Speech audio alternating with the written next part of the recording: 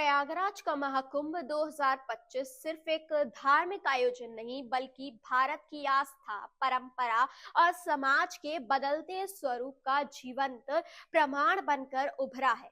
लाखों करोड़ों श्रद्धालु दूर दराज से आकर कठिनाइयों के बावजूद त्रिवेणी संगम में डुबकी लगाने के लिए उमड़े। यह दिखाने के लिए कि भारत की आत्मा अभी भी अपने जड़ों से गहरे तरीके से जुड़ी हुई है। आज जब दुनिया आर्टिफिशियल इंटेलिजेंस और रोबोटिक्स की ओर बढ़ रही है, तब भी भारत में एक विशाल वर्ग ऐसा है जिसके जीवन का आधार सिर्फ और सिर्फ आस्था है। वह ना तो नींद की गोलियां खाकर शांति पाना चाहते हैं, न महंगे मनोचिकित्सकों के पास जाकर अपना दर्द बांटना चाहते हैं, बल्कि गंगा की लहरों में डुबकी लगाकर अपने दुखों को बहा देना ही उसके लिए सबसे बड़ी राहत है। भारत की आत्मा, आस्था और परंपरा, जी हाँ, महाकुंभ में उमड़ी भीड़ यह बताती है कि यह देश सिर्फ भौतिक विकास से नहीं बल्कि आध्यात्मिक ऊर्जा से भी चलता है। यहाँ करोड़ों लोग ऐसे हैं जिनका भविष्य डुबकी लगाने के बाद मिलने वाले संतोष और छोटी सी आशा पर टिका है। वे मानते हैं कि गंगा का नीर उनके मन को निर्मल कर देगा। यह श्रद्धा सिर्फ अमीरों की नहीं बल्कि गरीब, मजदूर, किसान और दिहाड़ी पर जीने वाले करोड़ों लोगों की शक्ति है। वे सड़कों पर कई किलोमीटर पैदल चलते हैं, धक्के खाते हैं, ठंड में ठिठुरते हैं, लेकिन फिर भी अपनी आस्था से डगमगाते नहीं हैं। राजनीति और आयोजन का भव्य स्वरूप।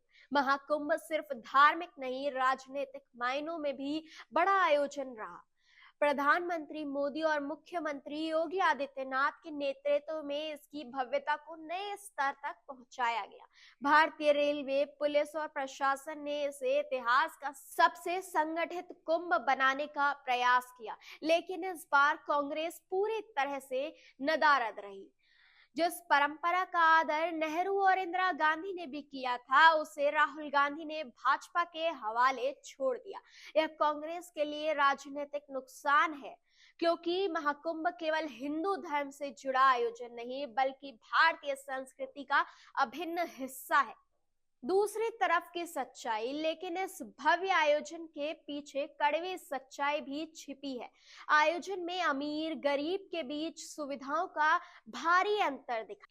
भगदड़ में कई श्रद्धालुओं की जान भी गई, फिर भी इस सब के बावजूद कुंभ में आए करोड़ों लोग यहाँ से अपनी आत्मा को मजबूत करके लौटे। अब बात आती है कि क्या यह भारत का भविष्य है? भारत तकनीकी विकास की ओर बढ़ रहा है, लेकिन क्या हम अपनी आत्मा से कट सकते हैं? महाकुंभ ने यह स्पष्ट कर दिया कि हमारा समाज परिवर्तन के लिए तैयार है, लेकिन अपनी परंपराओं और आस्था को छोड़कर बिल्कुल भी नहीं। आज जब दुनिया कह रही है कि रोबोट भी इंसानों की तरह सोचने लगेंगे, तब भारत के ये करोड़ों श्रद्धालु बता रहे हैं, इंसान सिर्फ सोचने से नहीं, आस्था से भी जीता है। महाकुंभ केवल एक धार्मिक आयोजन नहीं बल्कि भारत के सामाजिक और सांस्कृतिक डीएनए की पहचान है। यह सिर्फ हिंदुओं का नहीं बल्कि हर उस भारतीय का पर्व है जो इस मिट्टी की खुशबू को अपनी आत्मा में बसाए हुए है।